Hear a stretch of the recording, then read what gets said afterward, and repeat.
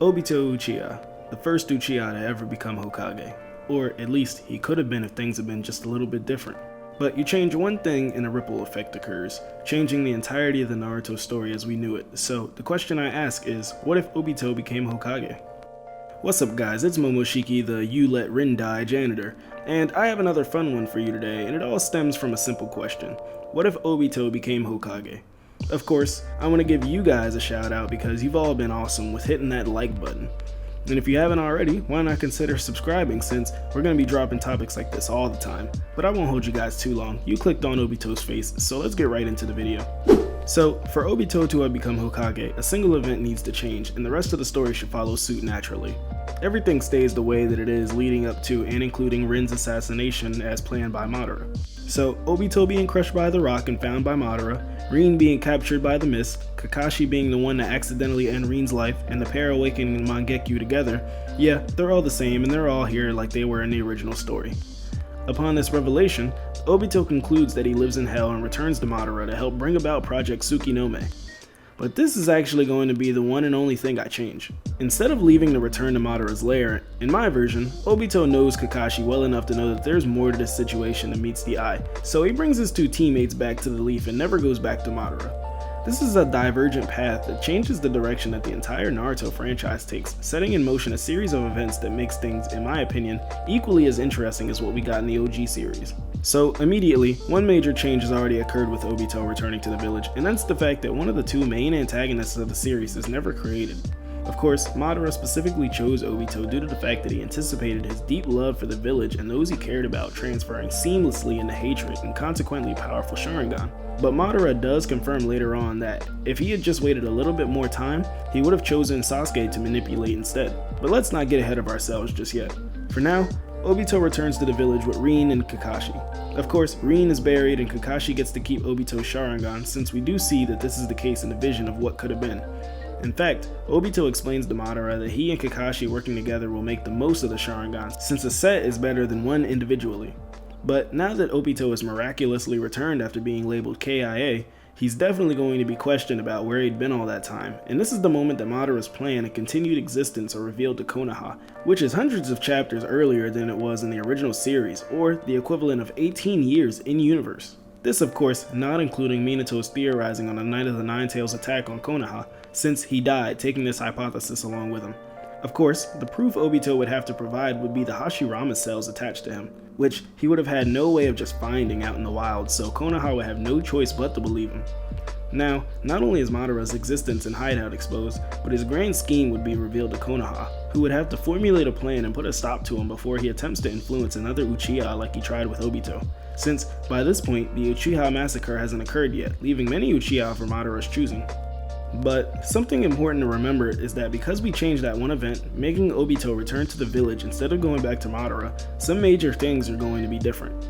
The first of which, and you might have already picked up on this by now, is that the Nine-Tails attack won't ever occur in this alternate version of events, since Obito is no longer the one carrying it out and Madara himself physically can't do it. In addition, Minato isn't going to just sit around and wait for Madara to figure out his backup plan.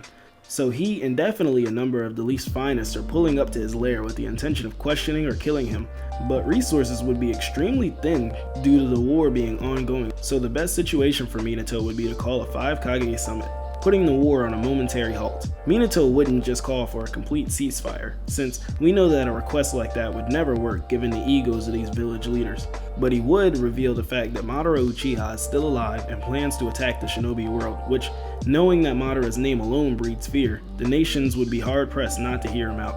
And Minato would have proof in Obito, who could attest to meeting such a person and show his Hashirama cells and Zetsu-infused body, the likes of which the world has never seen before. This would definitely make some of the Kage consider this story as true and force them to make a decision, as Minato would only ask for minor support given that Konoha wouldn't have the resources to deal with a foe the likes of Madara, whose name has been built up throughout history. Luckily enough, Minato is respected enough even by the likes of A, who would be the current advisor to the third Raikage. Onoki remembers the Uchiha and would jump at the opportunity to take him down. So the third Raikage would more than likely send his top shinobi, that being A, and Onoki being Onoki would feel as though he himself needs to be there to handle this. That makes the two major players in this war, the Stone and the Cloud, form an alliance with the Leaf in order to take on the greatest threat, and this drastically changes the path of the war since the nations would be on a ceasefire due to this alliance. I can't see the Blood Mist Village in the Sand, who continued to plot against Konoha even after the war, sparing any already dwindling resources to help Konoha, no matter the threat. It'd be pretty funny if the Mist was just like, here, take Zabuza. He'll help you in the battle against Madara. No, but seriously, this leaves the Mist and the Sand out, who are now in a position where the three larger and more stable nations, the Stone, the Cloud, and especially Konoha, who would already have the war in their favor since the Kanabi Bridge has already occurred, are working together, while they only continue to get weaker as their resources have been shut off, nigh completely due to the war. I can't believe you haven't hit the like button yet. But enough of these politics. With his borrowed muscle, Minato would have to put together a team to go take down Madara along with the assistance granted by the other nations, and this team would more than likely consist of Minato himself, Jiraiya, A, and maybe even B as well. Inoki, there would definitely be some assistance from A-rank Anbu that Minato trusts, so potentially Kakashi could be on this team. And of course, Obito at the head for support. Now, this team is essentially 5 Kage plus level. You have Minato, who's already well above the 5 Kage in base and practically soloed the war, Jiraiya, who in Sage mode scrapped with half a pain and in the anime briefly fought all 6, A, who was considered at the time to be the fastest ninja alive until Minato arrived, and also scrapped with the 8 tails frequently, maybe Killer B, who is and has full control over the 8 tails, but it's debatable if the nations would send a tailed beast to go and confront someone whose goal is to capture the tailed beast. But then again, Tsunade did that with Naruto, didn't she? But aside from that, Inoki would be there with his particle style and boulder weight jutsu, able to amp one of the 2 already fastest people on the planet, potentially Kakashi, a few of the Leaf's S-rank shinobi, and Obito, who is aware of the Kamui by this point, and would not only receive counsel from some of the top members of the Uchiha to cultivate his newfound power, but he would also be able to teach Kakashi in the use of Kamui, allowing him to use it 18 years prior to when he first used it. Don't forget that in the original timeline, Kakashi became famous in this war as Kakashi of the Sharingan, and Obito was able to tame the Nine Tails and nearly defeat Minato. This one single display from Obito was enough for Minato to momentarily consider that the masked man must have been Madara Uchiha because no other person could have been capable of a feat such as this. But back to our divergent timeline, this team that Minato formulated is absolutely stacked. And the funny thing is, once they arrive at Madara's lair, they'll find that he's some old guy with one Sharingan, unfit for combat, and has to remain hooked up to the ghetto statue in order to live. It's debatable if Madara could even use the statue for combat the way Nagato did, since it required an immense amount of life energy to use, nearly killing Nagato in his battle against Hanzo. And as we saw in that battle, if Hanzo can teleport away before the statue can absorb him, then Minato can most certainly get everyone out of there before they're caught by its attack. So, assuming that Madara could use the statue for combat, it would be a waste and probably end his life on the spot since at the time, he was barely clinging to life, relying purely on Nagato bringing him back to life with Rinne Rebirth. In addition, Izanagi is off the table for Madara since we know that it only revives you in the state that you died in, and if he isn't plugged up to the statue when he dies, which Konoha definitely is not gonna let happen, he'll be dead fairly shortly after coming back. Also, he'd be blind, without Sage mode this time, no Sharingan in his head, and a team of at least 6 S-class shinobi staring him down. And let's say it's a delayed Izanagi like he did before. Someone will definitely theorize that Madara had the ability to come back to life once, since he was already confirmed KIA and placed into a coffin previously, leaving a shadow clone behind. So a team would most certainly be placed on watching Madara's corpse, and I could see this turning into a permanent detail as they wait and see if he'll ever come back to life again. So yeah, this is the end of the road for Madara, no matter how you look at it. Given what we see of him in the war, it's hard to believe that he would meet such a pathetic end. But with Madara taken care of and Obito back in the Leaf, what's left? Well, the 2 main antagonists of the series are no more, and Konoha gained another valuable asset, that being Obito with Hashirama cells and Kamui. In addition, Kakashi also has Kamui now, so if the nations did decide to return to war, things won't go too well for them for a few reasons. For one, Minato handled them all by himself, but now he's got a much stronger Kakashi, who is already famous for his Sharingan use, though using Kamui would exhaust him fairly easily, but he would have time to train. But now, Obito is also back on the battlefield, and honestly, he could solo this war, same as his sensei. especially with them working as a team, which Obito and Kakashi would be best served as a team, since keeping the Sharingan together is more powerful than splitting them up. So in this timeline, the war is won even easier now that Obito is here. In addition, the advancements that Konoha and Konoha alone would see thanks to the discovery of Hashirama cells in Obito would be through the roof. This is like the equivalent of discovering penicillin 1,000 years earlier. So, after the war is all said and done and Konoha has swept the floor with the other nations, one thing is immediately noticeable, and that's the fact that Obito will never attack the village with the Nine Tails.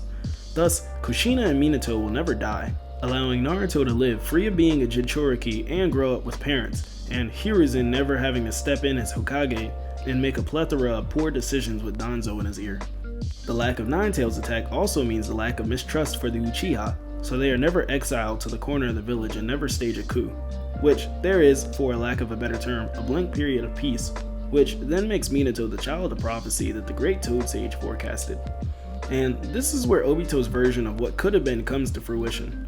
While Rin may be gone, Obito would have the backing of everyone in the village, since he would be considered a hero for not only putting a stop to Madara, but also for his valiant efforts in the war, which would no doubt be nearly as impressive as Minato's accolades. Of course, Minato would be promoted to Hokage and have Naruto with Kushina, while Obito would be appointed to Jonin, if not Anbu along Kakashi. And we do know that he reached the rank of Chunin before his quote-unquote death, showing that he houses the responsibility and skills necessary for moving up through the shinobi ranks. We also know that Obito has a training ethic similar to Naruto, so he would only continue to get stronger naturally, through love and hard work, rather than through hatred like he did in the original run. So, for a time, Obito continues on as a Konoha shinobi, and for the next few years, he, Minato, and Kakashi only get stronger, leaving no enemy capable of taking them down, since these three are way ahead of the entire shinobi world in terms of power. Like, Kakashi's the weakest of the three, and that's saying something given what we know about him. And as I'm sure you're wondering, Itachi goes on to be a genius like normal, and would have much more time to tutor his younger brother, since conflicts would be practically non-existent aside from the occasional petty squabble here and there between nations. Of course, Itachi would still be a pacifist, but he'd no longer have a reason to take matters in his own hands like he did originally. This is important because Shisui never dies, and Itachi never awakens the Mangekyo. Plus, Uchiha continue to thrive and live amongst the village, which is a major change.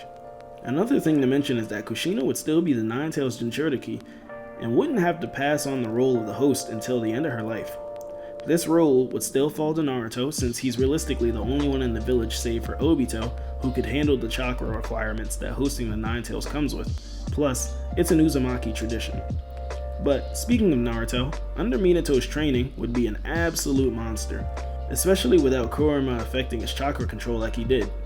I'm not saying that he'd be stronger in the long run, but he most certainly would be a lot stronger from the jump, and would be able to harbor a lot more techniques, and would more than likely become a junior Minato. And eventually he would get the Nine Tails, but not until he's much older. These changes are important because it fundamentally changes Naruto and Sasuke's relationship, since the two never know isolation, and therefore are completely different characters, since their pain is what made them who they were. Oh, and speaking of pain, he would still exist because of Danzo's shenanigans during the Second War, and he would still have the plan to collect all the tailed beasts in order to hand them out as nukes to all the other nations. But the second that he arrives in Konoha to retrieve the Nine Tails, he's being smacked immediately by Obito and Minato. Honestly, they both alone could do it, but together, there's no hope for pain to even come close to Kushina. In fact, the village might not ever even be destroyed, but that ends up not being all too important, since Obito is the focus of the video. This alternate version of Obito still wants to be Hokage and still has that affinity for helping those around him, as well as being a war hero and the one who stopped Madara Uchiha, which would make him a shoo-in for the role so long as he's ready for the responsibilities that come along with it. And I'm sure Obito would love nothing more than to shadow Minato during his Hokage duties, since he'd be getting groomed as the Hokage's replacement. And I know Kakashi would also be considered for the role, but he never wanted the responsibility in the original series every time it was offered to him, and only accepted it because he understood that his village needed him. So, no Hokage Tsunade, no Hokage Kakashi, and most certainly no cursed Hokage Danzo. there would only be Minato, who realistically served until he feels as though his replacement, Obito, is fully suited for the role. And I theorized that this would be around the time that the original Naruto series began, that this transition would have occurred, which would make Obito around 30 or so, and Minato would be in his 40s. As a Hokage, Obito might finally be the piece that truly unites the Leaf and Uchiha, which might officially end the cycle of hatred, given that Zetsu would still be in the shadows, looking to manipulate and injure and reincarnate. But if Sasuke has his family, he would have no reason to rebel against the Leaf, nor feel as though his people are dealt an injustice. I'm sure Zetsu might try to manipulate something, but as it stands, he might be completely out of luck with this generation. So I'll say this now, with the exclusion of Naruto in the original series, Obito is and would be by far the strongest Hokage ever, which would consequently make him the strongest shinobi ever. At age 14, this kid was base Minato level, giving him 18 years or so with his Mangekyo to train, and there's nobody touching him. In addition to the Hashirama cells buffing him, giving him a crazy healing factor, we also know that Obito never goes blind from Mangekyo use and never complained about losing his eyesight, so that's not something he'll ever have to worry about. Kakashi, on the other hand. But yeah, that's Obito. Hope you guys enjoyed. If you did, consider leaving a like and subscribing for more content like this all the time. Again, thank you guys for being so supportive in the comments below. I appreciate every last one of you. And speaking of the comments, I'd love nothing more than to hear what other singular thing in the Naruto universe that you would change, which drastically alters the events of the series. But thanks for watching, guys. I hope you all have a wonderful rest of your day. I'm out. Holla!